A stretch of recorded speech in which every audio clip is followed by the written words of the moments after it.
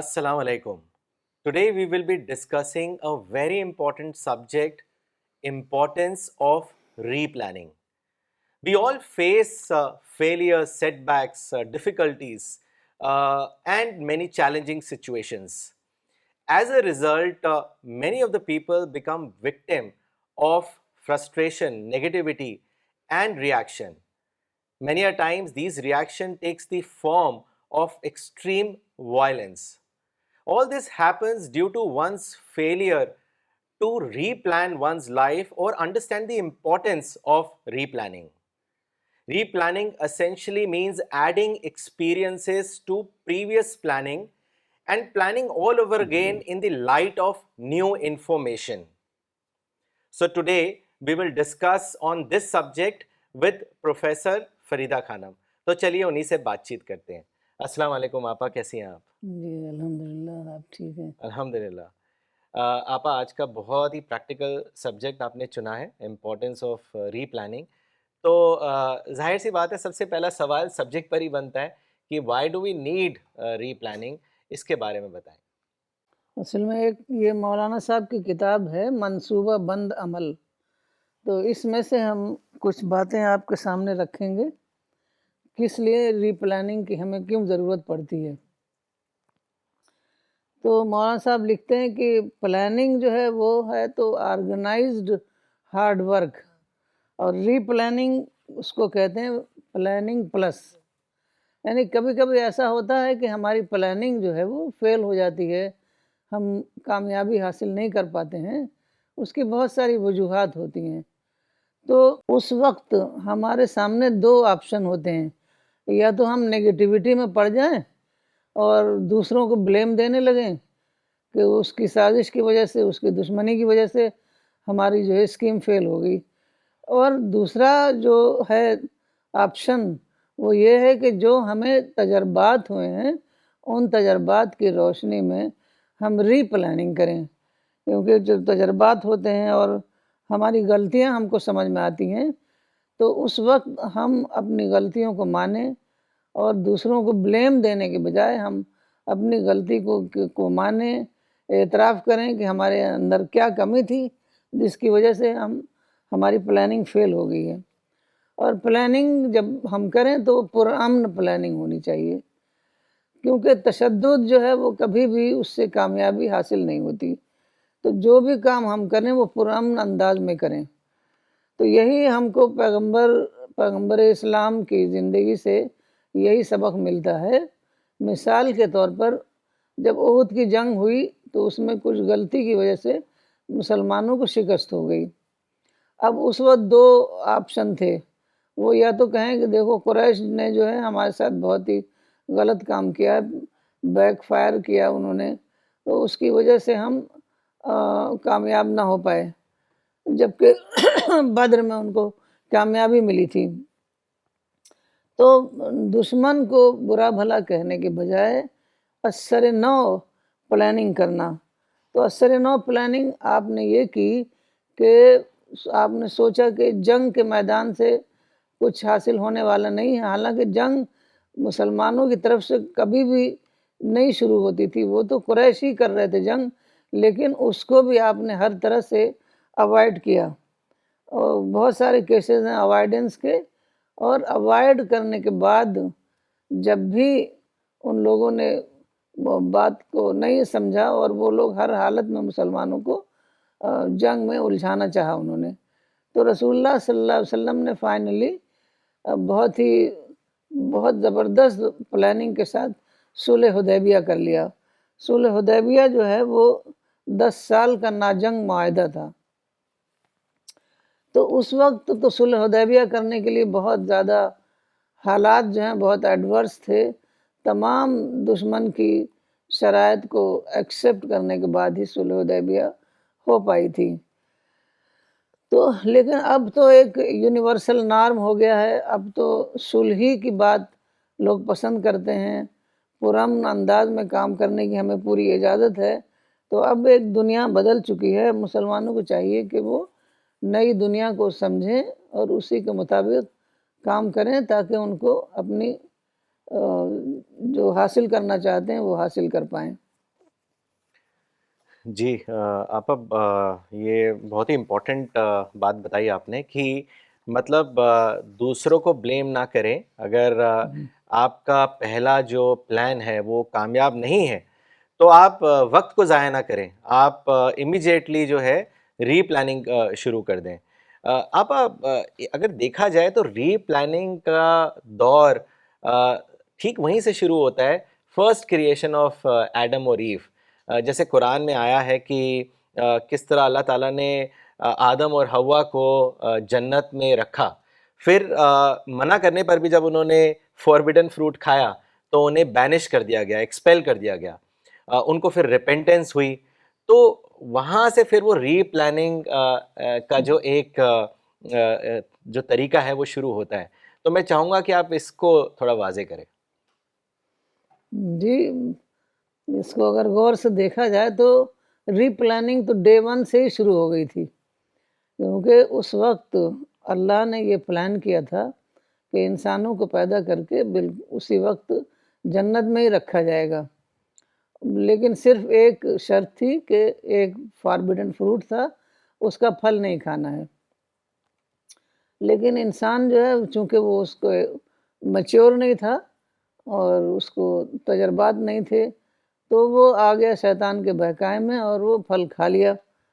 تو اس کے بعد کھانے کے بعد ان کو احساس ہوا، انہوں نے توبہ کیا، اللہ تعالیٰ نے ان کو معاف کیا. پھر ان کو دوبارہ جو ہے اب دوبارہ اللہ تعالیٰ نے خود ری پلاننگ کی کہ بس فوراً جنت میں داخل نہیں کرنا ہے انسان کو، بلکہ ان کا ایک ٹیسٹ لینا ہے. ٹیسٹ میں جو لوگ پورے اتریں گے وہی جنت میں داخلہ ان کو ملے گا. تو ٹیسٹ ہے ایمان اور عمل صالح، یعنی جو ایمان اور عمل صالح کے ٹیسٹ پر پورا اترے گا اس کو جنت میں جگہ ملے گی. تو جب اللہ تعالیٰ خود ری پلاننگ کر رہے ہیں تو انسان کو تو ری پلاننگ ہر حالت میں کرنی ہے، کیونکہ جب اللہ تعالیٰ نے دیکھا کہ ابتدائی منصوبہ جو ہے ورک نہیں کیا تو اللہ نے دوسرا منصوبہ ری پلان کیا. انسان کو اس دنیا میں رکھا اور اس کے لیے ٹیسٹ دینا جو ہے وہ ضروری قرار پایا. ٹیسٹ میں جو لوگ پورے اتریں گے ان کو جنت میں جگہ ملے گی. تو اس طریقے سے جنت جو ہے وہ سلیکٹڈ لوگوں کے لیے ہو گئی، سب کے لیے نہیں ہوئی. تو یہ جو ہے نیا منصوبہ جو ہم کو بنانا ہے، لیکن اس میں منفی سوچ بالکل نہیں ہونا چاہیے، کیونکہ اگر ہمارے اندر ہیٹریڈ ہے، انتقام ہے، بائزڈ تھنکنگ ہے، تو ہم نیا پلاننگ جو ہے وہ ہم نہیں کر پائیں گے اور شکایت میں اپنا ٹائم برباد کرتے رہیں گے اور کام کچھ نہیں ہوگا. جیسے آج کل ہو رہا ہے، بس لوگ ان کی شکایت کرتے رہتے ہیں. تو شکایت نہیں کرنا ہے، کیونکہ یہی ہم کو رسول اللہ صلی اللہ علیہ وسلم کی زندگی سے یہی ملتا ہے کہ آپ نے ایک لمحہ بھی اپنا شکایت میں برباد نہیں کیا، بلکہ اسی وقت پازیٹیو پلاننگ کی اور آپ نے دنیا کی سب سے بڑی کامیابی حاصل کی ایک مختصر مدت میں. جی آپا، جیسا کہ ہم جانتے ہیں کہ رسول اللہ کا جو مشن تھا وہ توحید کا مشن تھا، اور انہوں نے جب میسج کنوے کرنا شروع کیا مکہ میں تو پھر وہ اپوزیشن دھیرے دھیرے بڑھتا رہا، یہاں تک کہ اس حد تک پہنچ گیا کہ ان کی جان کو اور صحابہ کی جان کو خطرہ پڑ گیا. اس ٹائم پھر رسول اللہ نے ڈیسائیڈ کیا کہ وہ مکہ سے مدینہ ہجرت کریں گے. مکہ سے مدینہ تقریباً 500 کلومیٹر کا ڈسٹینس ہے. And then he finally emigrates to Medina. تو اگر دیکھا جائے تو یہ بھی ایک ری پلاننگ کا ایک ایگزامپل ہمیں پروفٹ کی ہسٹری سے ملتا ہے. تو میں چاہوں گا اس کو بھی آپ تھوڑا ایلیبریٹ کر کے ہمیں اس کی وزڈم بتائیں. جی، تو بہت بڑا کیس ہے ری پلاننگ کا. تو مکہ میں انتہائی سنجیدگی سے اور انتہائی صبر کے ساتھ، برداشت کے ساتھ کام ہو رہا تھا، لیکن وہاں کا ماحول صحیح نہیں تھا اور لوگ شرک میں مبتلا تھے. تو ان کو لگتا تھا کہ یہ ایک خدا کا جو کانسیپٹ ہے اس سے تو ہماری ساری اقتصادیات تباہ و برباد ہو جائے گی. تو کیونکہ وہ بتوں پر وہ آفرنگ آتی تھی تو اسی سے ان کا کام چلتا تھا، وہاں اور کوئی ذرائع تو تھے نہیں. تو وہ بہت زبردست انہوں نے مخالفت کی پیغمبر کی یہاں تک کہ لوگ مارنے کے در پہ ہو گئے. اس وقت اللہ تعالیٰ نے یہ بتایا کہ ہجرت کرنے کے لیے کہ ایک جگہ سے اگر ایک جگہ کام نہیں ہو پا رہا ہے تو دوسری جگہ چلے جاؤ. تو اس طریقے سے رسول اللہ صلی اللہ علیہ وسلم نے پلان کیا مدینہ جانے کا. مدینہ کے لوگ بہت سافٹ ہارٹڈ لوگ تھے. وہاں ایگریکلچر ہوتا تھا, وہاں باغبانی ہوتی تھی. تو وہاں کے لوگ جو ہیں اسی حساب سے ان کی کاشتکاری ہوتی تھی. وہ لوگ بزنس مین نہیں تھے.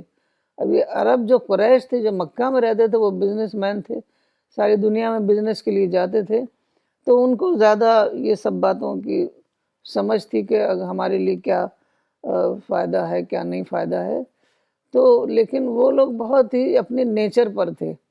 ان کو بس دیکھنا تھا کہ جو سچائی ہے اس کو ماننے کے لیے وہ تیار تھے.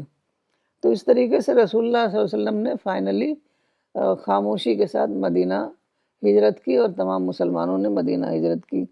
تو ہجرت کرنے کا یہ مطلب نہیں تھا کہ وہاں جا کے خاموش بس بیٹھے رہنا ہے, بلکہ ایک پوری نئی پلاننگ کہ وہاں جا کر جو مواقع ہیں وہ سب اس کو استعمال کرنا ہے.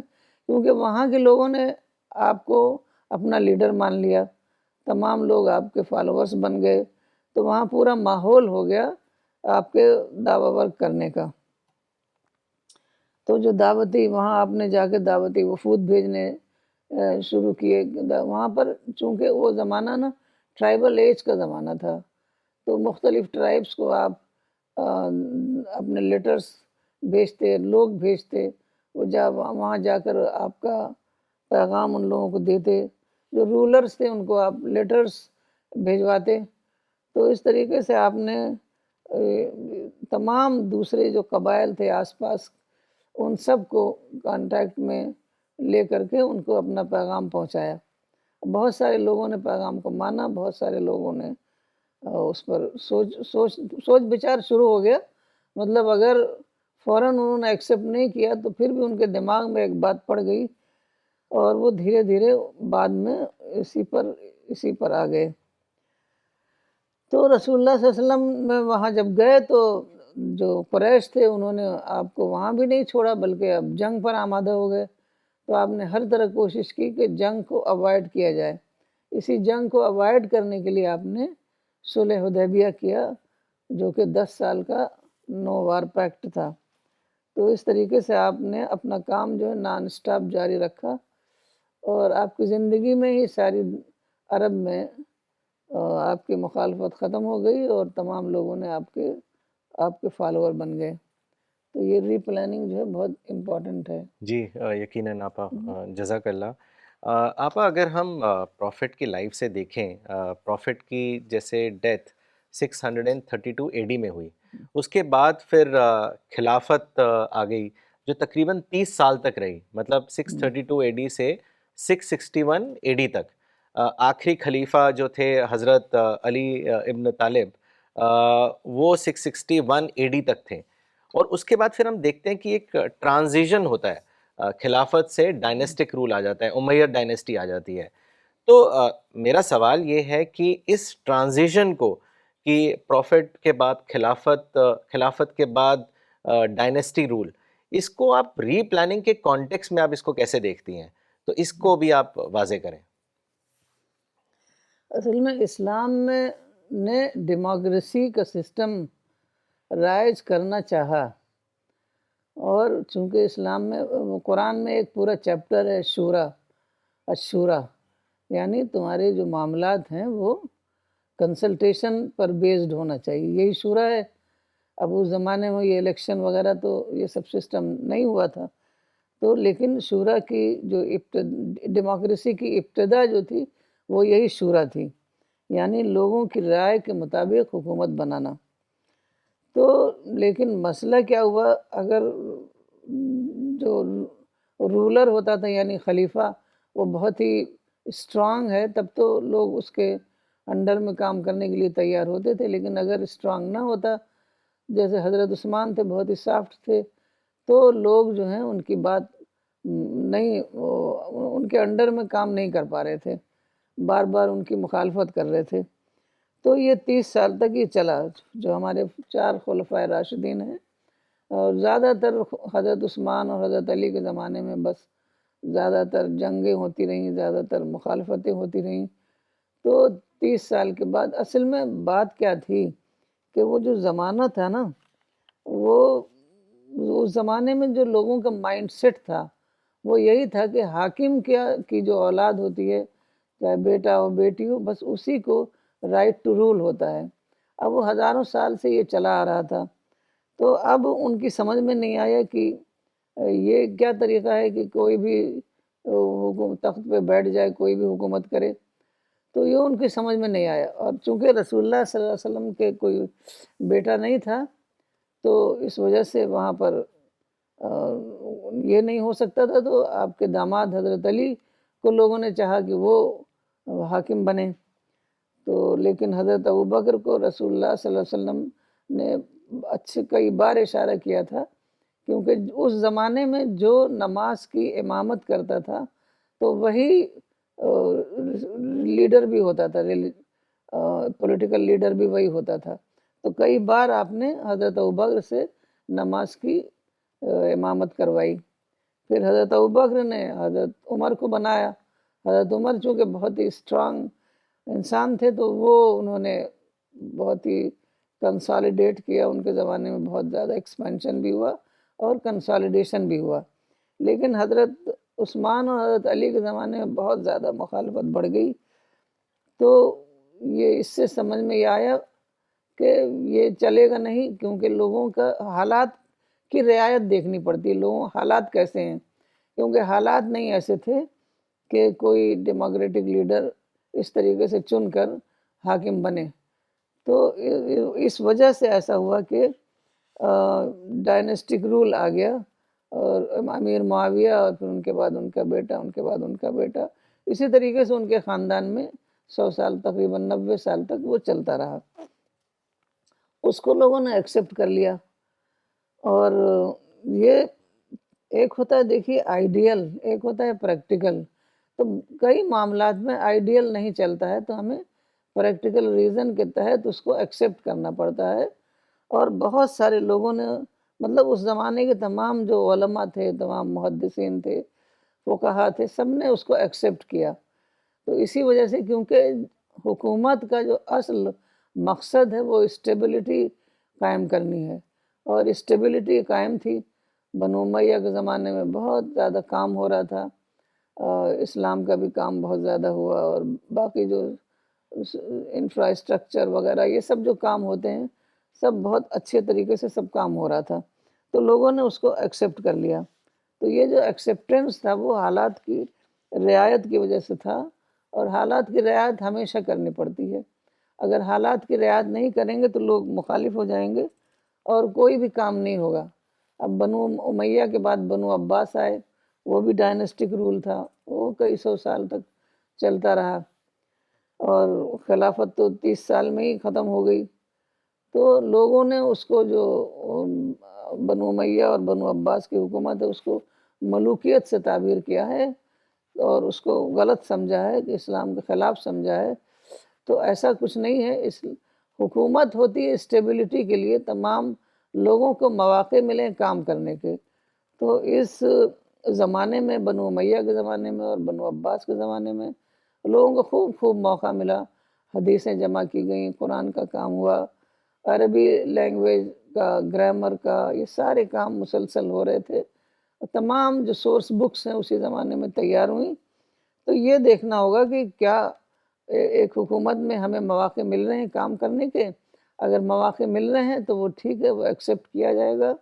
اور فقہا نے بھی کہا ہے کہ راستوں پر امن ہو اور ہمیں عبادت کی اجازت ہو، ہر کام کی اجازت ہو، تو وہ حکومت جو ہے وہ قابل قبول ہے. تو اس طریقے سے خاندانی حکومت جو ہے اس زمانے کے لحاظ سے وہ ضروری تھی. آج تو ڈیموکریسی جو ہے وہ ایک یونیورسل نارم بن گیا ہے. تو آج کے لیے تو ڈیموکریسی جو ہے وہ بیسٹ حکومت کا طریقہ ہے. جی آپا کچھ کامنٹس پڑھنا چاہوں گا. بہت سے لوگ آپ کے ٹاک کو پسند کر رہے ہیں, کافی اپریشیٹ کر رہے ہیں. کچھ کامنٹس ان میں سے چن کر پڑھنا چاہوں گا. یہ کامنٹ بھیجا ہے ڈاکٹر اسلم خان صاحب نے سہارنپور سے. انہوں نے لکھا ہے 100% correct doctor Farida, replanning is a must to achieve super success. Replanning is an act of wisdom according to the last prophet. Replanning is to look into the present and future, analyzing and organizing ideas into actionable steps. One of the great example was Sulh Hudaybiyah. Maulana Waiduddin Khan also followed the same peaceful strategy in his life. Maulana Iqbal Umri نے چنئی سے لکھا ہے the concept of replanning is very hopeful idea to make successful life. جزاک اللہ آپا. مس فریدہ کامران نے پاکستان سے لکھا ہے ڈیئر آل پرے فار مولانا صاحب as he connected us to God and gave us the true spirit of Islam. May Allah give him royal reward in paradise. آمین. غلام اکبر صاحب اور محمد بن شہید صاحب نے پاکستان سے لکھا ہے very beautiful message for human reform. May Allah grant Dr. Farida a long life. Fruitful discussion regarding a vital issue which is imminent in changing situation. Replanning is avoiding negativity and searching the new possible ways. اچھا آپا, اگر ہم Islamic history میں دیکھیں تو ایک بہت بڑا واقعہ پروفٹ ابراہیم کے دور پہ آیا, اور ہم یہ کہہ سکتے ہیں کہ آگے چل کر یہی واقعہ اسلام کا سورس بنا. یہ وہ واقعہ تھا جب حضرت ابراہیم نے اپنی بیوی ہاجرہ اور اپنے بیٹے اسماعیل کو ڈیزرٹ میں سیٹل کیا, اور مولانا وحید الدین خان صاحب اس سیٹلمنٹ کو ڈیزرٹ تھراپی کہا کرتے تھے. انہوں نے لکھا بھی ہے اور کئی لیکچرز میں بھی کہا ہے. تو میں چاہوں گا کہ آپ یہ بتائیں کہ ڈیزرٹ تھراپی کیا ہے, اس کو آپ اچھے سے واضح کریں. اصل میں اللہ تعالیٰ نے جب انسان کو پیدا کیا تو اسی وقت اس کے گائیڈنس کا انتظام بھی کیا. حضرت آدم علیہ السلام پہلے انسان بھی تھے اور پہلے پیغمبر بھی. اس کے بعد مسلسل پیغمبر آتے رہے. کہا جاتا ہے کہ 1,24,000 پیغمبر آئے, لیکن زیادہ تر پیغمبروں کو بہت ہی تھوڑے سے فالوورز ملے, کیونکہ اللہ تعالیٰ نے آزادی دی تھی اور اس آزادی کا وہ غلط استعمال کرتے تھے. سچائی کو ایکسیپٹ کرنے میں ان کو بہت زیادہ پرابلم ہوتی تھی, کیونکہ وہ دنیا داری کی ایک زندگی گزار رہے تھے, تو وہ ان کو یہ سمجھ میں نہیں آتا تھا, تو وہ انکاری کرتے رہے. قرآن میں بار بار آیا ہے کہ میرے پیغمبروں کو تم نے انکار کیا, تم نے استہزاء کیا. تو یہ اللہ تعالیٰ, چونکہ اللہ تعالیٰ نے مکمل آزادی دی ہے, اس لیے کافی دنوں تک اللہ پیغمبروں کو بھیجتا رہا, اور تاکہ کیونکہ انسان حالت ٹیسٹ میں ہے, اسی میں اس کا ٹیسٹ ہو رہا تھا. تو لیکن اب یہ ہے کہ ایک آخری پیغمبر اللہ کو بھیجنا تھا, تو آخری پیغمبر بھی وہی حال ہوتا جو دوسرے پیغمبروں کو ہوا اگر اس کو اسٹرانگ سپورٹرز, اسٹرانگ ٹیم اس کو نہ ملتی. تو اللہ تعالیٰ نے ایک نئی ری پلاننگ کی کہ حضرت ابراہیم کے ذریعے سے ان کی بیوی حضرت ہاجرہ اور ان کے بیٹے اسماعیل کو ڈیزرٹ میں بسا دیا. ڈیزرٹ میں کچھ بھی نہیں تھا اس وقت, وہاں پانی بھی نہیں تھا, آدم نہ آدم زاد. تو انہوں نے ایکسیپٹ کیا, حضرت ہاجرہ کی بہت بڑی قربانی ہے, انہوں نے اس کو ایکسیپٹ کیا, اور پھر اللہ تعالیٰ نے پھر پانی کا انتظام کیا. دھیرے دھیرے ایک قبیلہ جرہم آ گیا, وہاں بس گیا. تو حضرت اسماعیل جب بڑے ہوئے تو قبیلہ جرہم کی ایک لڑکی سے شادی کی, اور توالد و تناسل کے ذریعے سے ایک پوری جو ہے نسل تیار ہو گئی. اور اصل میں صحرا میں کوئی برائی کا کوئی امکان ہی نہیں تھا. جو ایول ہوتی ہے وہ سب سوسائٹی میں ہوتی ہے. مثال کے طور پر بچہ جائے گا سوسائٹی میں, اگر وہاں غلط کام ہو رہے ہیں تو وہ ویسے سیکھے گا. جھوٹ بول رہا ہے کوئی تو جھوٹ سیکھے گا, کرپشن ہو رہا ہے تو کرپشن سیکھے گا. لیکن وہاں صحرا تھا, وہاں کچھ تھا ہی نہیں کچھ سیکھنے کے لیے کوئی. تو اس طرح فطرت کے ماحول میں وہ لوگ بڑے ہوئے اور بہت زبردست طریقے سے ان کے اندر وہ فطری خصوصیات پیدا ہوئیں، جفا کشی کی، بہادری کی، فیاضی کی، اور قربانی دے کر کے کوئی کام کرنا، سچائی کو قبول کرنے کی ان کے اندر صلاحیت پیدا ہوئی، کیونکہ وہ جھوٹ بولنا ہی نہیں جانتے تھے۔ اگر کوئی بات کہہ رہا ہے اور ان کو عقل میں بات وہ آ رہی ہے تو وہ اس کو فوراً مان لیتے تھے، کیونکہ وہ یہ رسول اللہ صلی اللہ علیہ وسلم کے اوپر کبھی بھی انہوں نے جھوٹ کا الزام نہیں لگایا، کیونکہ وہ عرب جھوٹ بولنا ہی نہیں جانتے تھے۔ تو یہ سب ان کو اسی ڈیزرٹ میں ان کو وہ ساری جو گروتھ ہوئی ان کی، تو اس کی وجہ سے انہوں نے یہ سارا وہاں سے سیکھا۔ تو تمدن سے دور ہو کر کے ایک جاندار نسل تیار ہوئی، اور جب رسول اللہ صلی اللہ علیہ وسلم پیدا ہوئے اسی نسل میں، تو یہی لوگ تھے جن کو صحابہ کا درجہ ملا، اور انہوں نے رسول اللہ صلی اللہ علیہ وسلم کی ہر قیمت پر، ہر قربانی پر دے کر کے رسول اللہ کا ساتھ دیا۔ تو یہی وجہ تھی جو اللہ تعالیٰ کو بھی ری پلاننگ کرنی پڑی۔ اور یہ لوگ جو تھے، صرف ایسا نہیں تھا کہ توحید پر مبنی انقلاب صرف ایک ریلیجس کانسیپٹ ہے، بلکہ اس کی وجہ سے دنیا میں جو ساری ترقیاں آئیں وہ اسی کی وجہ سے آئیں، کیونکہ انسان جو ہے نیچر ورشپ میں مبتلا تھا۔ تو نیچر ورشپ جب ختم ہوئی، کیونکہ ساری اللہ تعالیٰ اسلام سے ان کو معلوم ہوا کہ صرف ایک خدا ہے اور باقی تمام چیزیں انسان کے لیے مسخر کر دی گئی ہیں، انسان کے لیے بنائی گئی ہیں۔ تو اس طریقے سے ہر چیز جو ہے وہ ڈیفائی ہونے سے ختم، مطلب جو ڈیفائی کر رکھا تھا وہ اس کا خاتمہ ہو گیا، اور جو ہے اس کے اوپر تحقیق شروع ہو گئی۔ تو جو تحقیق شروع ہوئی، یہ سب کام شروع میں مسلمانوں نے ہی کیا، اسپین میں بہت زیادہ کام ہوا، لیکن بعد میں وہ جو ہے علم جو ہے یورپ پہنچا، اور یورپ نے اس میں بہت زبردست طریقے سے ترقی کی، اور تمام سائنس اور ٹیکنالوجی جو ہے وجود میں آئی۔ تو دنیا پوری بدل گئی اس ری پلاننگ سے۔ اب یہ اللہ تعالیٰ ہی سمجھ سکتا تھا کہ اتنی بڑی ری پلاننگ کیسے، انسان تو سمجھ بھی نہیں سکتا تھا کہ صحرا میں ایک نسل بنائی جائے اور وہاں پر ایک جاندار قوم پیدا ہو، اور وہ آخری پیغمبر کا ساتھ دے، اور پھر دنیا میں تمام تبدیلیاں آئیں۔ تو یہ تھی ڈیزرٹ تھراپی۔ ماشاء اللہ، بہت اچھے سے آپ نے اس کو ایکسپلین کیا آپا۔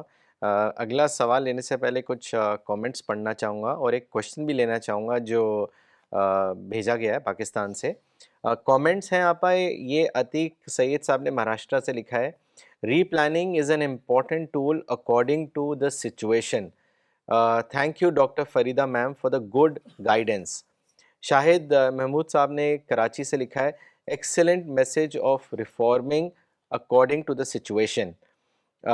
ریاض بھٹ صاحب نے شری نگر سے لکھا ہے، when one starts an idea against a set tradition, he or she has to accept that resistance is natural and success of things lies to find a way by replanning one's strategy. Well quoted examples by Apa today and to be followed by every Dai all the time.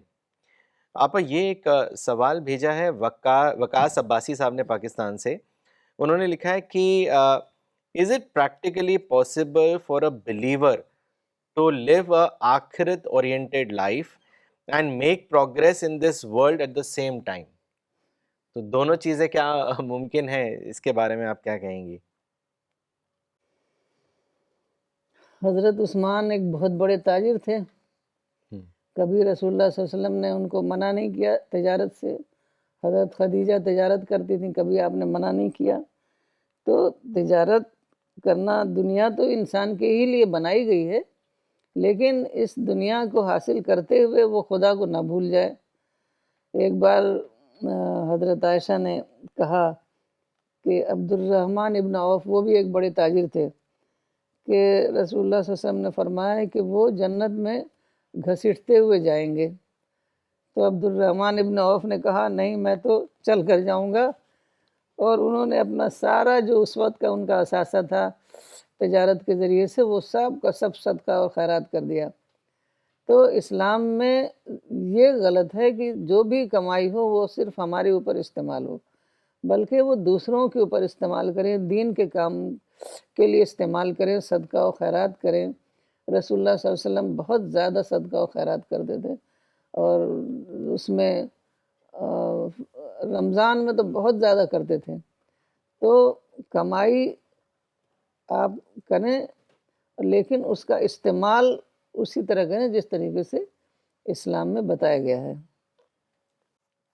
جی، مس قرۃ العین نے Srinagar سے لکھا ہے، brilliantly explaining the reason why democracy, shura, could not take roots after the death of Prophet, that the basic job of government is to maintain stability and peace, and for that a ruler is supposed to be strong and firm, is undisputed. That's why after Hazrat Abu Bakr and Hazrat Umar, people in general appreciated a strong ruler to carry on the affairs of state. No wonder after India's independence, Mahatma Gandhi, in a message to people, urged the government to follow the path of Hazrat Abu Bakr and Hazrat Umar. And now the times have changed and the democratic rule is generally accepted throughout the world. Miss Ruba Begum نے ریوا سے لکھا ہے، in our life replanning always gives new fresh start of anything and make us accountable for past and present too. اچھا، آپ اگر present Times میں دیکھیں تو قریب 3 دشک پہلے ایک بہت ہی ڈیڈلی ایپیسوڈ انڈیا میں ہوا تھا۔ 6 دسمبر 1992 بابری مسجد ڈھائی گئی تھی۔ تو اگر ہم اس کو ایک کانٹیکسٹ آف ری پلاننگ سے سوچیں کہ مسلمانوں کو کیا کرنا چاہیے تھا یا ہم کیا سبق لیتے ہیں ری پلاننگ کو لے کر، تو اس پر آپ کیا کہیں گی؟ کیونکہ یہ ایک بہت بڑا ریفرنس پوائنٹ بن گیا کہ کیسے چیزوں کو اوائڈ کیا جا سکتا تھا، ری پلاننگ ہو سکتی تھی، اور مولانا وحید الدین خان صاحب ایک دم فور فرنٹ پہ تھے۔ ان کی جتنی بھی باتیں اخباروں میں، کتابوں میں، ٹاکس میں آئی ہیں، آج وہ پوری طریقے سے صحیح ثابت ہوئی ہیں۔ تو میں چاہوں گا کہ آپ اس پر کچھ روشنی ڈالیں۔ ہاں، یہ بہت اچھا کیس تھا ری پلاننگ کا۔ ری پلاننگ ہوتی تو سارا مسئلہ حل ہو جاتا۔ اتنے زیادہ لوگ مارے گئے، اتنا زیادہ حالات خراب ہوئے، وہ سب کچھ بھی نہیں ہوتا۔ تو بابری مسجد جو ہے وہ 1528، 1528، 1529 میں 2 سال کے اندر وہ تعمیر ہوئی تھی۔ تو گورنر تھے میر باقی، بابر کے گورنر، اسی لیے وہ بابری مسجد کہی جاتی ہے۔ تو انہوں نے تعمیر کیا تھا۔ اصل میں شروع سے ہی یہ تھا کہ وہ رام چبوترا تھا وہ جگہ، یہ کنٹروورشل زمین تھی شروع سے ہی۔ تو وہ مولانا نے تو وہ وزٹ کیا تھا وہ آزادی سے پہلے، تو وہ بتایا تھا انہوں نے کہ اس کے ایک حصے میں جو آنگن ہے، باہر کا آنگن ہے جو مسجد کا، تو اس کے ایک حصے میں سیتا چبوترا ہے، اور سیتا کی رسوئی ہے وہاں پر۔ تو وہ یہ اس کا مطلب ہے کہ وہ زمین کنٹروورشل تھی، اور اسلام میں ہے کہ کنٹروورشل زمین پر مسجد نہیں بنانی ہے۔ تو بہرحال وہ مسجد بنی، اور مسلسل جو ہندوز جو ہیں وہ یہ بات کہتے رہے، آبجیکشن ریز کرتے رہے، لیکن وہ چلتی رہی یہاں تک کہ پارٹیشن ہو گیا اور نیا دور آیا۔ تو اس کے بعد ان لوگوں نے زیادہ وہ کیا، اس کے اوپر تحریک چلائی۔ کچھ لوگوں نے ہر جگہ فنڈامنٹلسٹ ہوتے ہیں، کچھ لوگوں نے اس کو گرا دیا، ڈیمالیشن کر دیا اس کا 1992 میں۔ تو ڈیمالیشن کے بعد مسلمانوں نے جو تحریک اٹھائی وہ یہ کہ مسجد ہم وہیں بنائیں گے۔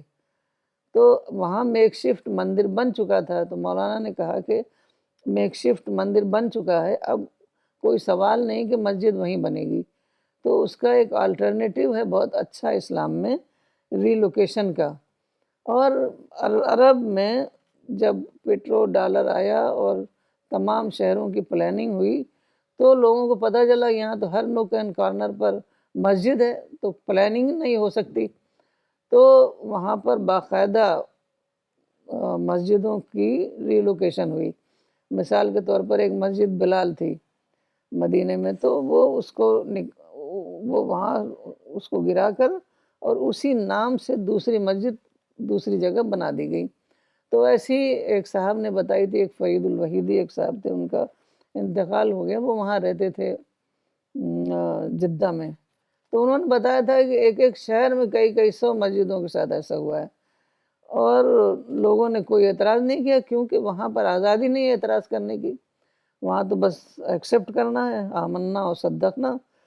تو یہاں پر آزادی، اس آزادی کا مسلمانوں نے غلط استعمال کیا اور اتنی تحریک چلائی، سپریم کورٹ تک اپنا کیس لے گئے. تو یہ نہیں انہوں نے دیکھا کہ حالات کے لحاظ سے کام کیا جاتا ہے. وہ حالات نہیں ہیں کہ مسجد وہیں بنے، تو حالات کے لحاظ سے اسلام میں جو بتایا گیا ہے ریلوکیشن کا، تو وہ باقاعدہ جب عرب ملکوں میں ہو سکتا ہے تو انڈیا میں کیوں نہیں ہو سکتا.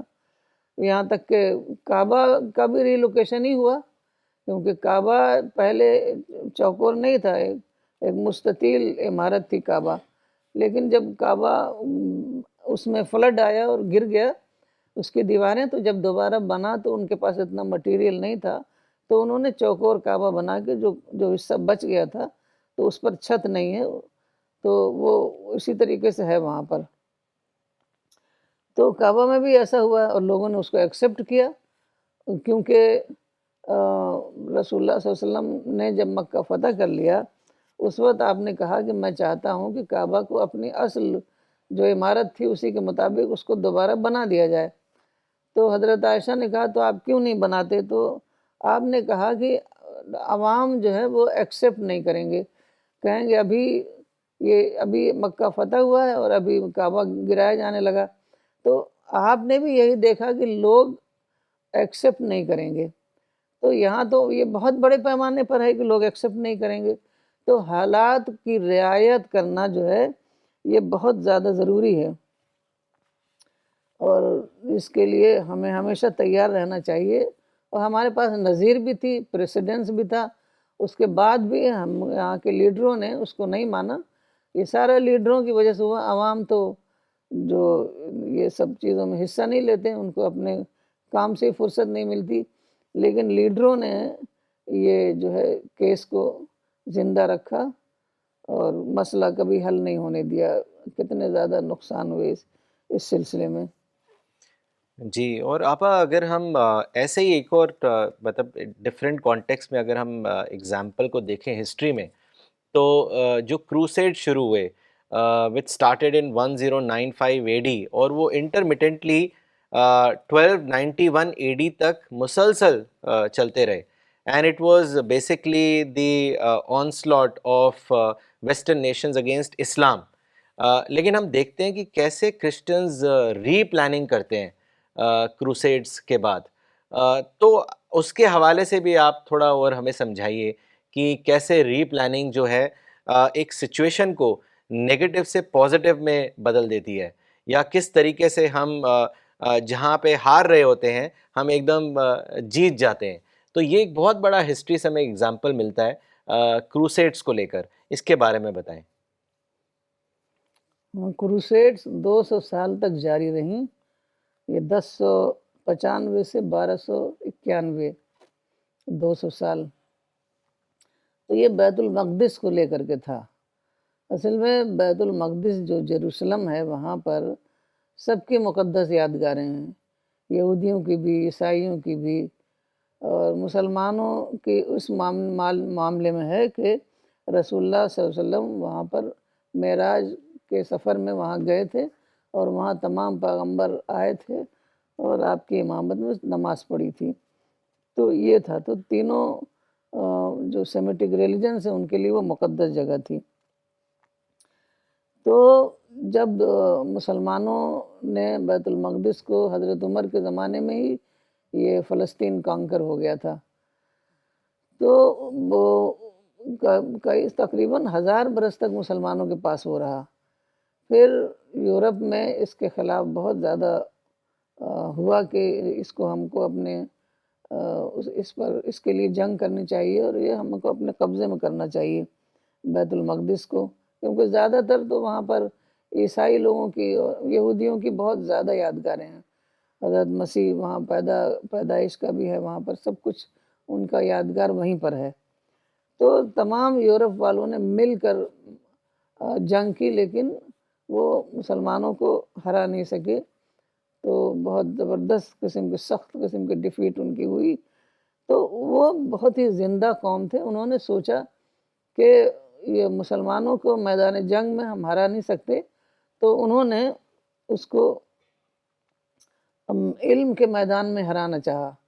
تو انہوں نے سارا علم حاصل کیا۔ سب سے پہلے تو اسپین میں جو مسلمانوں کا علم تھا اس کو انہوں نے سارے کتابوں کا ترجمہ کروایا، وہاں جا کے انہوں نے تعلیم حاصل کی۔ تو وہ اس کے بعد انہوں نے اس پر بہت زیادہ کام کیا، مزید اس پر کام کیا۔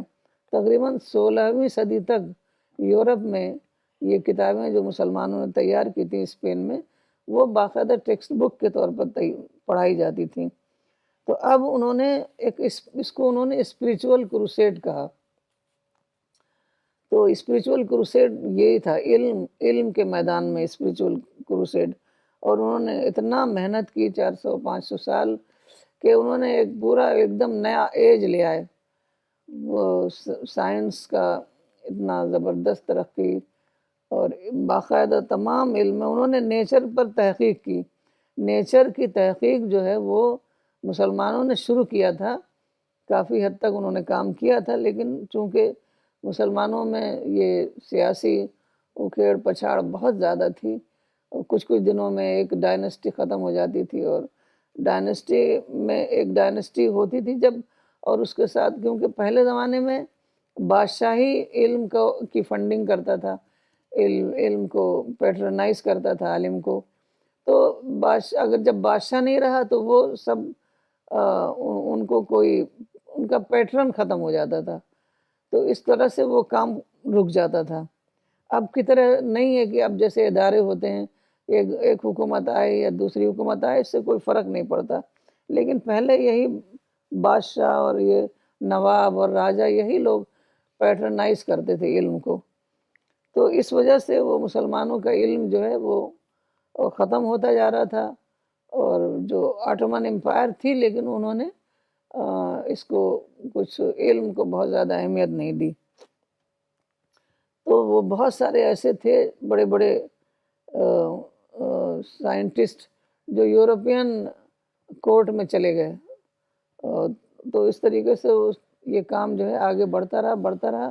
نیچر کی تحقیق انہوں نے اتنی زیادہ کی کہ سائنس اور ٹیکنالوجی میں اتنی انہوں نے ترقی کر لی کہ ایک پورا دور انہوں نے لے آئے، اور صرف بیت المقدس نہیں بلکہ پوری دنیا کو انہوں نے کولونائز کر لیا۔ تو یہ ری پلاننگ جو ہے یہ زندہ قومیں کرتی ہیں، اور انہوں نے فوراً 1 منٹ بھی اپنا لمحہ اپنا برباد نہیں کیا، فوراً دوسرے میدان میں لگ گئے جہاں ان کے لیے اپرچونٹیز بہت زیادہ تھیں، اور اس میں انہوں نے ترقی کی اور ساری دنیا کو اپنے قبضے میں کر لیا۔ اور مسلمانوں کو دیکھیے، فلسطین میں جب یہ ہوا، جب بالفور ڈکلیریشن ہوا 1947 میں، اور فلسطین کا 2 حصہ بنا، اور جبکہ اچھا حصہ مسلمانوں کو دیا گیا تھا، اور جو ذرا ڈیزرٹ وغیرہ ٹائپ کے تھے وہ یہودیوں کو دیا گیا تھا، لیکن مسلمانوں نے اس کو ایکسیپٹ نہیں کیا، جبکہ مسلمانوں کو سوچنا چاہیے تھا کہ 1000 برس ہم نے حکومت کی ہے۔ قرآن میں آیا ہے کہ یہ دن جو ہے بدلتے رہتے ہیں، کبھی کسی کے پاس حکومت ہے، کبھی کسی کے پاس حکومت ہے، لیکن مسلمان سمجھ نہیں سکے، اور انہوں نے جو اپنی چیزیں تھیں ان کے پاس بہت سارے ممالک تھے، شام، عراق، فلسطین، مصر، اور یہ سب بہت تاریخی علاقے ہیں، تو وہ سارے کے سارے مسلمان تشدد میں، جنگ میں لگ گئے، اور جو ان کے پاس ریسورسز تھے، جو اپرچونٹیز تھیں، اس کو وہ استعمال نہیں کر سکے۔ اب مثال کے طور پر ایک اپرچونٹی جو نئے دور کی ہے وہ ٹورسٹ انڈسٹری ہے، تو بہت بڑی ٹورسٹ انڈسٹری آج ہے، تو اس کے مطابق جو ہے کام کرنا چاہیے، اس کے سارا انفراسٹرکچر اس کے مطابق بنانا چاہیے، تاکہ لوگ اپنے آپ کو سیف فیل کریں اور وہاں پر جائیں، تاریخی عمارات کو دیکھیں، اور اس سے ان کی اکانومی جو ہے وہ بہت زیادہ اس کو جلا ملتی ہے، بہت زیادہ اکنامک فائدے ہوتے ہیں۔ تو یہ سارے انہوں نے کچھ بھی استعمال نہیں کیا، جبکہ مصر میں تو پیرامڈس ہیں اتنے پرانے، اتنی تاریخی بلڈنگز ہیں وہ، تو اس کو دیکھنے کے لیے بے حساب لوگ آئیں گے۔ جبکہ ٹرکی میں بہت اچھا کام ہوا ہے ٹورسٹ کے حساب سے، وہاں پر لوگ بہت اچھے ہیں، وہاں کا ماحول بہت اچھا ہے، وہاں کے جو ہے انوائرمنٹ بہت ہی، اس میں سیفٹی ہے، تو ہوٹل وغیرہ بہت اچھے ہیں۔ تو وہاں اتنے زیادہ ٹورسٹ آتے ہیں کہ لگتا ہے کہ میلہ لگا ہوا ہے۔ تو یہی کام یہ لوگ کرتے، تو ان لوگوں کو کچھ اور کرنے کی ضرورت ہی نہیں تھی، صرف ٹورزم سے ان کا کام چل جاتا۔ لیکن اگر آدمی کے اندر نفرت ہو اور دوسرے کے لیے انتقام ہو اور نگیٹو تھنکنگ ہو، تو پھر آدمی سوچ نہیں پاتا۔ ہمارا دماغ جب ہی سوچتا ہے جب پازیٹیو تھنکنگ کرے، تو نگیٹو تھنکنگ ہمارے اندر ختم کرنی پڑے گی، دوسروں سے نفرت ختم کرنی پڑے گی، اور صرف پازیٹیولی ری پلان کرنا پڑے گا، پرامن ری پلاننگ۔ کیونکہ آج کے زمانے میں دیکھیے زمانہ بدل گیا ہے، آج تشدد کی کوئی جگہ نہیں ہے، تشدد کر کے انسان کچھ نہیں ملتا۔ اب آپ دیکھ رہے ہیں، سبھی لوگ دیکھ رہے ہیں کہ روس نے اتنا بڑا اقدام کیا اور یوکرین کے اوپر قبضہ نہیں کر پایا، جبکہ اس کو بہت بڑی تعداد میں اس کے پاس نیوکلیئر ویپنس ہیں۔ تو اب دوسرا کوئی کیا کر پائے گا؟ تشدد کے ذریعے اس کو کچھ نہیں ملے گا، لیکن امن کے ذریعے سے اس کو سب کچھ ملے گا۔ اور بہت ساری ایسی مثالیں ہیں جو انہوں نے امن کے ذریعے سے حاصل کیا ہے، تو ہمیں بھی اس مثالوں سے سبق سیکھنا چاہیے۔ جی آپا، بہت ہی اچھے سے آپ نے واضح کیا۔ انفیکٹ پیلسٹائن کے حوالے سے آپ نے جس طرح بتایا کہ کس طرح ٹورزم کو پروموٹ کیا جا سکتا تھا، مولانا نے بہت ایک اچھا اگزامپل بھی دیا ہے کہ جو حسن البنا، جو فاؤنڈر آف مسلم بردرہڈ تھے، وہ اور کچھ عرب لیڈرز نے کائرو میں 15 دسمبر 1947 کو ایک بڑی گیدرنگ کری، اور وہاں پہ جو انہوں نے سلوگن دیا وہ یہ تھا لبیک Palestine, which means O Palestine we are present. تو مولانا نے کہا کہ اگر وہ وائز ہوتے تو وہ یہ نہ بولتے لبیک پیلسٹائن، وہ یہ بولتے لبیک ایوہ الناس، او پیپل وی آر پریزنٹ۔ اور اس طریقے سے پورا future of Islam and Muslims جو ہے وہ پورا ری شیپ ہو جاتا کنسٹرکٹیو ٹرمز میں، جیسے آپا نے ابھی بتایا کہ وہاں پہ اتنی زیادہ اپرچونیٹیز تھی کہ ایک ٹورزم جو ہے اتنا پروموٹ ہو جاتا اور لوگ آتے اور پیسفل میسیج آف اسلام کو کنوے کر سکتے تھے، but unfortunately this opportunity was last. So it is very important کہ رزلٹ کو دیکھ کے ایکشن لیا جائے۔ آپا میں کچھ اور کامنٹس پڑھنا چاہوں گا اگلے سوال لینے سے پہلے۔ یہ بھیجا ہے محمد آصف صاحب نے لکھنؤ سے۔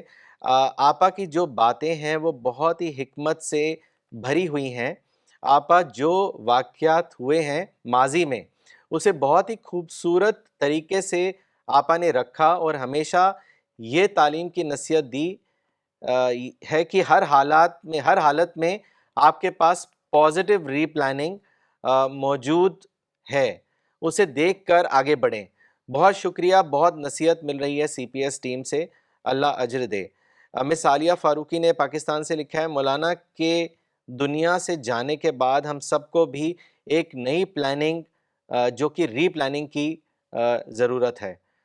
تو آپ ہم تو یہی کہیں گے کہ ری پلاننگ ہم سب لوگوں نے یہی کیا کہ اب کام اگر پہلے 100 کی سپیڈ سے چل رہا تھا تو اب 200 کی سپیڈ سے چلائیں گے، اور انشاءاللہ چل بھی رہا ہے۔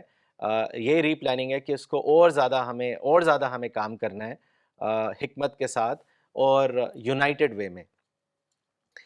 مولانا اسرار خطیب صاحب نے لکھا ہے، آسم سپیچ، ایسا لگ رہا تھا کہ مولانا خود سپیچ دے رہے ہیں، اللہ آپ کو جزائے خیر عطا کریں۔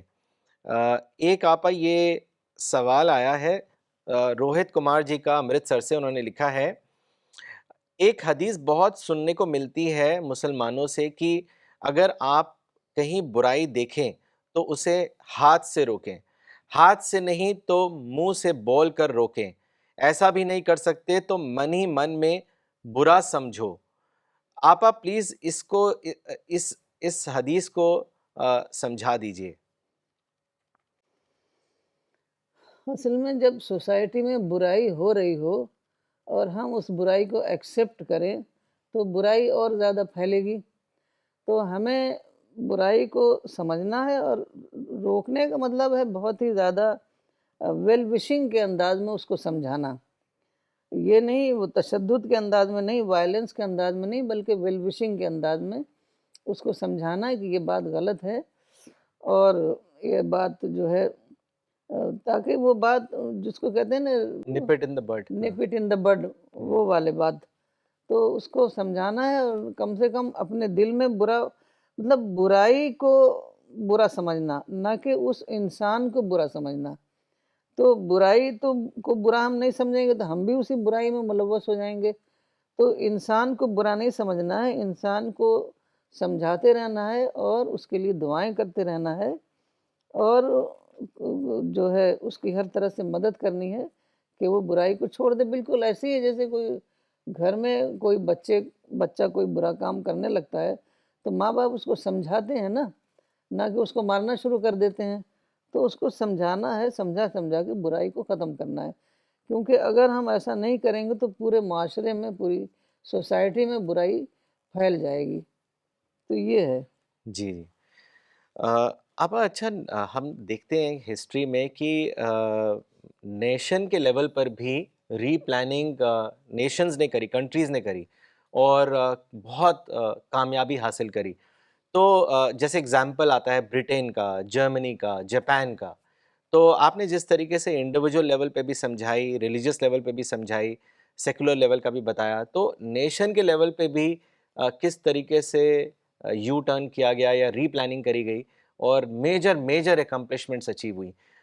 تو آپ اس کے بارے میں بھی بتائیں، جاپان، جرمنی کے حوالے سے اور برٹین کے حوالے سے۔ جب یہ سیکنڈ ورلڈ وار ہوئی تھی تو اس میں بہت سارے قومیں اس میں شامل ہو گئی تھیں، تو اسی میں ایک جاپان تھا۔ تو یہ تھا 1939 سے 1945 تک یہ سیکنڈ ورلڈ وار چلی تھی، تو جاپان اس کا بہت ہی سرگرم ممبر تھا۔ تو اس نے جو ہے اتنا زیادہ ایکٹیو تھے یہ لوگ کہ انہوں نے پرل ہاربر جو امریکہ کا نیول فلیٹ جہاں رہتا تھا وہاں پر وہ سوئسائڈ بامبنگ کر کے اس کو ختم کر دیا تھا۔ تو امریکہ نے بہت زیادہ کہا کہ یہ سب جنگ سے ہٹ جاؤ، نہیں ہٹو گے تو پھر ہم بمباری کر دیں گے۔ تو ان لوگوں نے اس کو سیریسلی نہیں لیا، یہاں تک کہ امریکہ نے ہیروشیما اور ناگاساکی پر ایٹم بم کر کے اس کو تباہ کر دیا۔ تو اس طریقے سے مکمل شکست ہو گئی۔ اب اگر یہ جاپان چونکہ ایک زندہ قوم تھا، اگر کوئی اور ہوتا تو پھر بس امریکہ کے خلاف ایک تحریک چلا دیتا اور پوری قوم امریکہ کے خلاف ہو جاتی۔ لیکن ان لوگوں نے ری پلاننگ کی بہت بڑی مثال ہے یہ کہ ایک نئی سوچ ان کے اندر آئی اور ان کا جو بادشاہ تھا ہیروہیٹو، اس نے آ کے ریڈیو پر اسپیچ دیا کہ the time has come to bear the unbearable۔ تو اب آپ یہ سوچئے کہ ایک ایسے موقع پر کہ دو پورا شہر انڈسٹریل سٹیز تباہ ہو گئے اور کیسے ان لوگوں کا دماغ اتنا کام کر رہا تھا کہ انہوں نے سمجھ لیا کہ ہمیں ری پلاننگ کرنا ہے۔ تو اس کے لیے انہوں نے اپنے عوام کو سمجھایا کہ دیکھو ہم نے بھی ان کا پرل ہاربر کو تباہ کیا تھا 1941 پر، تو آج انہوں نے ہمارے شہر تباہ کر دیے۔ تو اب ہمیں تعمیری میدان میں لگنا ہے، علم کے میدان میں لگنا ہے اور صنعت کے میدان میں لگنا ہے۔ تو انہوں نے 25 سال زبردست کام کیا، تو تعلیم پر سارا توجہ صرف کر دی تعلیم پر۔ تو 25 سال کے بعد آپ سب لوگ جانتے ہیں کہ وہ ایک اکنامک سپر پاور بن گیا۔ تو ہم کو صرف 25 سال چاہیے، اگر ہم مثبت انداز میں محنت سے کام کریں تو ہم ہر کام کر سکتے ہیں کہ اللہ نے ہمارے اندر جو سب سے بڑی چیز دی ہے وہ دماغ دیا ہے، دماغ ری پلاننگ کرتا ہے۔ اور آج کی دنیا میں اس قدر اپرچونٹیز ہیں کہ ہم اپرچونٹیز کو استعمال کر کے ہر کام کر سکتے ہیں. بس تشدد کو آج دنیا ایکسیپٹ نہیں کرتی، وائلنس کو دنیا ایکسیپٹ نہیں کرتی. پیسفل طریقے سے آپ کوئی بھی کام کرے ساری دنیا آپ کے ساتھ ہے. تو یہ ہم کو مثال ملتی ہے جی اس سے، جاپان سے. تو مسلمان جو ہیں وہ تو بالفور ڈکلیریشن کو جو پہلے میں نے کہا ہے کہ وہ نہیں کر پائے، کیونکہ ان کے اندر وہ ری پلاننگ کا ایک کانسیپٹ پیغمبر اسلام سے ہی ملا، لیکن وہ اتنا سوچتے نہیں. ہر کام دیکھیے سوچ کر سمجھ میں آتا ہے. کہتے ہیں نا think there must be a better way. تو ہمیں سوچنا پڑے گا، بغیر سوچے ہم کچھ نہیں سمجھ سکتے.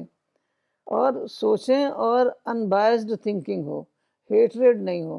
اگر ہیٹریڈ ہو گیا تو ہمارا دماغ کام نہیں کرے گا، تو ہم بس صرف اس کو انتقام پر ہمارا دماغ چلے گا. تو ہمیں ہیٹریڈ نہیں اندر کرنی ہے اور اپنے ماضی کو بھلا دینا ہے. تو ایک اور مثال جرمنی کی بھی ہے. جرمنی بھی بہت زبردست طریقے سے جبکہ سب سے بڑا پارٹنر بن گیا تھا وہ سیکنڈ ورلڈ وار میں. اور آپ جانتے ہیں سیکنڈ ورلڈ وار میں اتنی زبردست جنگ ہوئی تھی کہ 50 ملین لوگ مارے گئے تھے. اور جرمنی کو ایسی ڈیفیٹ ہوئی تھی کہ اس کا ایک جو ایسٹ جرمنی الگ کر دیا گیا تھا، جو کہ اس کا 1/3 اس کا پارٹ تھا وہ. تو جرمنی نے بھی زبردست طریقے سے ری پلاننگ کی، اور انہوں نے سوچا کہ اب جنگ میں حصہ نہیں لینا ہے اور ری پلاننگ کرنی ہے. تو ری پلاننگ کے لیے انہوں نے، ان کا ایک بہت بڑا سیاستداں تھا بسمارک. تو بسمارک نے کہا تھا politics is the art of the possible. تو انہوں نے اس کو لے لیا اور پاسبل سے پلاننگ کی. اس سے پہلے وہ امپاسبل سے پلاننگ کر رہے تھے، کیونکہ آپ جنگ کریں گے تو دوسرا بھی آپ سے جنگ کرے گا تو کچھ نہیں ملے گا. وہ ملے گا بھی تو وہ پرک وکٹری ہوگی، اور کچھ دونوں کا ہی نقصان ہوگا اس میں. تو انہوں نے سائنس اور صنعت کے میدان میں زبردست توجہ کی اور اتنی ترقی کی کہ آج پرنٹنگ پریس، پرنٹنگ مشینیں جو ہے سب جرمنی سے آتی ہیں، کیونکہ اس اسٹینڈرڈ کا اور کوئی نہیں بنا پاتا. تو اب ان کی جو اکانومی ہے بہت زیادہ اس میں اسٹیبلٹی آ گئی ہے، بہت زیادہ اسٹیبلشڈ ہو گیا ہے وہ. اور ایسٹ جرمنی اس کو اس سے ملا کہ انہوں نے ترقی کی. جب بہت زیادہ ویسٹ جرمنی نے ترقی کر لی تو ایسٹ جرمنی کو خود ہی احساس ہوا کہ ہم مل جائیں تاکہ اسی میں ہمارا بھی فائدہ ہے، ہم بھی ترقی کریں گے. اگر ویسٹ جرمنی برباد ہو گیا ہوتا تو ایسٹ جرمنی بھی اس کو نہ ملتا. تو اصل چیز جو ہے وہ منصوبہ بندی ہے، اصل چیز تشدد نہیں ہے، کیونکہ تشدد کا زمانہ ہی ختم ہو گیا ہے. آج تشدد سے کچھ نہیں کسی کو ملنے والا ہے. تو اصل چیز ہے پلاننگ، اور پلاننگ، ری پلاننگ. کیونکہ کبھی کبھی ایسا ہوتا ہے کہ پلاننگ میں ہم فیل ہو جاتے ہیں، ہماری کوئی کمی رہ جاتی ہے، کوئی غلطی رہ جاتی ہے. تو جب ہم فیل ہوتے ہیں تو اس وقت ہمیں سوچنا چاہیے کہ کس غلطی کی وجہ سے، کس کمی کی وجہ سے ہم فیل ہوئے ہیں، اور اس کو غلطی کو نہ دہرائیں اور نئی پلاننگ کریں.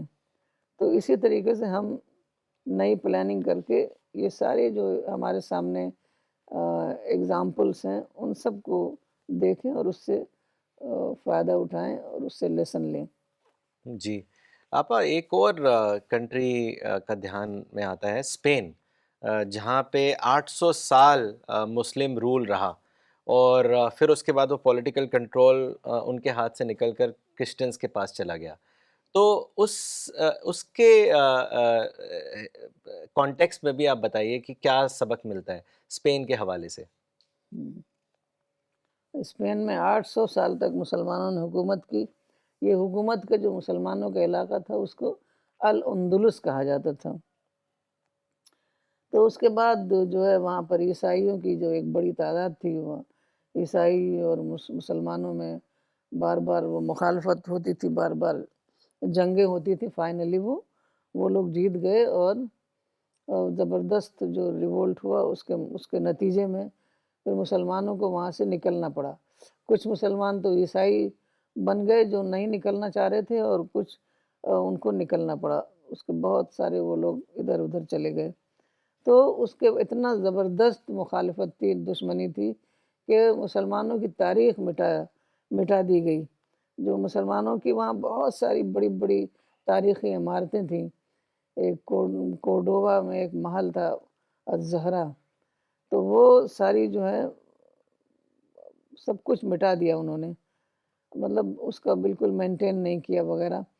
تو لیکن یہ 200-300 سال کے بعد جب نیا زمانہ آیا، جدید امکانات کا، نئی پاسبلٹیز، اور اربوں کو پیٹرو ڈالر اربوں کے پاس ہو گیا، تب انہوں نے نئی ری پلاننگ کی. اور ٹورزم انڈسٹری، تو انہوں نے سوچا کہ ہمارے یہاں اتنی ساری وہ ہیں تاریخی عمارتیں، تو بہت زیادہ ٹورسٹ اٹریکشن ہے اس میں. تو انہوں نے ان تاریخی عمارتوں کو باقاعدہ رینوویٹ کیا، اس کو بلکہ پہلے سے بھی بہتر بنا دیا ہے. کیونکہ اسپین میں جو عربوں کی جو عمارتیں تھیں اس میں باغ اور نہریں بہت زیادہ ہوتی تھیں، تو اب وہ باغ کو اگر مینٹین نہ کیا جائے تو سب خراب ہو جائے گا. لیکن انہوں نے پہلے سے بھی اس کو بہتر بنا دیا ہے. تو ساری بلڈنگوں کے ساتھ انہوں نے ایسا کیا ہے، اور اس کی وجہ سے ان کو بہت زیادہ ٹورسٹ آتے ہیں، اور خاص طور پر عربوں کے لیے بہت ہی مین سورس آف اٹریکشن ہے. عربوں نے وہاں اپنی کالونی بھی بنا لیا ہے، اور بڑی بڑی فنڈنگ کرتے ہیں، بڑی بڑی بلڈنگیں بناتے ہیں. تو انہوں نے وقت پر سمجھ لیا کہ ہمیں ٹورسٹ انڈسٹری کو فروغ دینا ہے اپنے یہاں، اور اس کے لیے جو کچھ بھی ہو سکتا تھا وہ انہوں نے کیا. یہاں تک کہ جو عبد الرحمن الداخل جو اسپین میں داخل ہوا تھا، اس کا اسٹیچو بنایا وہاں کے اسپین کے ساحل پر، اور تلوار لیے ہوئے اسٹیچو بنایا. تو یہ ہمیں حالات کو اندازہ کرنا ہے، حالات کو سمجھنا ہے، اور حالات کے مطابق چلنا ہے، تبھی ہم اس دنیا میں ترقی کر سکتے ہیں. تو یہ ہے، اب مسلمان وہاں پر باقاعدہ بسنے لگے ہیں، وہاں پر مسجدیں ہیں، وہاں پر وہ ملک جو ہے ایک خوشحال ملک بن گیا ہے. تو یہ ہمیں، اگر ہم اپنی نگیٹو تھنکنگ کو ختم کر دیں اور جدید امکانات کو اویل کریں، جو ساری اپرچونٹیز کو اویل کریں، تو ہم پائیں گے کہ آج کی دنیا میں سارے راستے ہمارے لیے کھلے ہوئے ہیں. کوئی بھی کام آپ پیسفل انداز میں کریں، آپ کو ساتھی مل جائیں گے. لیکن تشدد کریں گے تو آپ دوسروں کو بھی برباد کریں گے، خود بھی برباد ہوں گے. بھائی بہت اچھا میسج ملا that if replanning can be done looking at the situations or circumstances, then a new future can be built, provided we are willing to forget the defeats of the past and then plan our actions keeping in mind the possibilities and the opportunities of the future. So یہ بہت اچھا message آپ نے دیا. اسی کے ساتھ آپ آخری سوال آج کے سیشن کا، کہ آپ کیا میسج دینا چاہیں گی تمام مسلمس کو from the perspective of replanning? تو اس کے بارے میں آپ کچھ کہیں. اصل میں پہلے زمانے میں ایسا تھا کہ سب کچھ جنگ سے ہی حاصل ہوتا تھا. بادشاہت ہوتی تھی، ایگریکلچرل سسٹم ہوتا تھا، جس کے ہاتھ میں تلوار ہوتی تھی اسی کو کچھ ملتا تھا، ورنہ کچھ ملتا ہی نہیں تھا. ادارے کا یہ سب زمانہ ہی نہیں تھا. تو مسلمانوں نے چونکہ ری پلاننگ نہیں کر سکے، ان کا مائنڈ سیٹ ان کا بدلا نہیں، تو وہ آج بھی یہی سمجھتے رہے کہ جہاد کے ذریعے سے ہی وہ سب کچھ حاصل کریں گے. حالانکہ جہاد کے معنی تو اسٹرگل کے تھے، انہوں نے جہاد کے معنی ہی بدل دیا. وہ جنگ تو ہے قتال، اور جہاد ہے اسٹرگل، کسی بھی اچھے کام کے لیے اسٹرگل کرنا. تو انہوں نے جہاد کے معنی ہی بدل دیے. اب ان کو ایسا لگا کہ اسلام میں جہاد کے لیے کہا گیا ہے تو یہی جہاد ہے. تو جہاد کے لیے وہ اتنی زیادہ قربانیاں انہوں نے دی کہ ٹیپو سلطان، جو کہ بہت ہی بہادر انسان تھا، وہ میسور کا راجہ، اس نے 1799 میں برٹشر سے لڑتے ہوئے وہ مارا گیا. اس کے بعد مسلسل جنگ چلتی رہی، مسلسل کوئی نہ کوئی ایک تحریکیں چلتی رہیں اور لوگوں کو جہاد کی ترغیب دیتی رہیں. ہوا کچھ نہیں، صرف جو کچھ مسلمانوں کے پاس تھا وہ بھی برباد ہو گیا. تو ہر ایسی تحریک جو کہ نہ عقل کے مطابق ہے اور نہ جدید حالات کے مطابق ہے، وہ تو اس کو تو تباہی ہونا ہے، اس کو تو کاؤنٹر پروڈکٹیو ہی ہونا ہے، اس کا کوئی رزلٹ نہیں آنا ہے. تو ہمیں چاہیے کہ ہم یو ٹرن لیں اور دوبارہ معاملے کو ری اپریزل کریں، دوبارہ اس کو حالات کو سمجھیں، اور وہ سمجھیں کہ زمانہ بدل گیا ہے. یہی تو نہیں مسلمان سمجھ رہے ہیں کہ زمانہ بدل گیا ہے. آج سیاسی اقتدار ضروری نہیں ہے. لوگ پولیٹیکل انٹرپریٹیشن دے رہے ہیں اسلام کو، سمجھتے ہیں کہ سب کچھ پولیٹکس سے حاصل ہوگا. پولیٹکس سے کچھ نہیں حاصل ہوتا. آج تو پولیٹکس مولانا کہتے ہیں وہ صرف ایڈمنسٹریشن ہے، باقی تمام چیزیں جو ہے وہ دوسرے لوگوں کے ہاتھ میں ہے. تو آج مسلمان ادارے بنائیں، بڑے بڑے این جی اوز بنائیں، اور طرح طرح سے جو اپرچونیٹیز ہیں ان کا استعمال کریں، اور ایجوکیشنل امپائر بنا سکتے ہیں، دعویٰ امپائر بنا سکتے ہیں، اور وہ بڑے بڑے کام کر سکتے ہیں. جو ہے جیسے کرسچن مشنریز ہیں، اب انہوں نے ہر جگہ اسکول بنائے ہوئے ہیں. اب تمام لوگوں سے اس سے کنٹیکٹ رہتا ہے، وہ لوگ تعلیم حاصل کرتے ہیں، ان کی ایک اچھی امیج ہوتی ہے سوسائٹی میں. ہاسپٹلس بنائیں. تو سارے ہی کام ہمارے لیے، مطلب ساری اپرچونیٹیز ہیں ہمارے لیے. اور اگر ہم نئے زمانے کو سمجھیں گے اور مثبت انداز میں، پیسفل انداز میں کام کریں گے، تو آج دنیا ہماری ہے، کسی کو کوئی اعتراض ہی نہیں ہے پیسفل انداز میں کام کرنے پر. تو ہمیں چاہیے کہ ہم نئے زمانے کو سمجھیں، اور اپنی جو ہے قربانیاں جو جہاد کی راہ میں دے رہے ہیں، وہ قربانیاں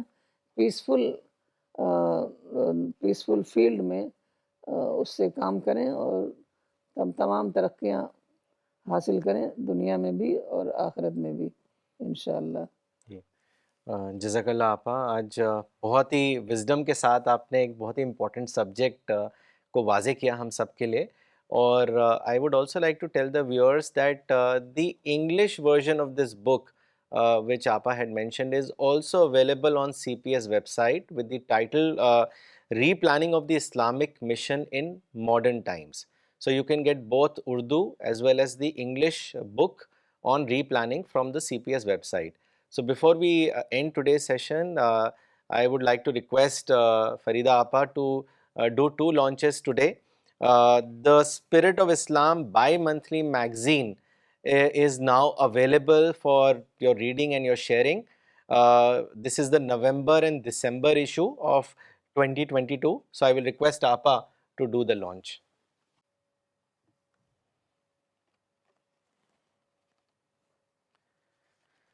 تھینک یو آپا. سملرلی ہندی الرسالہ بھی سی پی ایس ویب سائٹ پہ اویلیبل ہے. یہ جولائی اور اگست کا ایشو ہے. اس کو بھی آپ ڈاؤن لوڈ کر کے پڑھ سکتے ہیں اور سبھی لوگوں کے ساتھ شیئر کر سکتے ہیں. سو آئی ول ریکویسٹ آپا to launch the Hindi Al Risala bimonthly as well.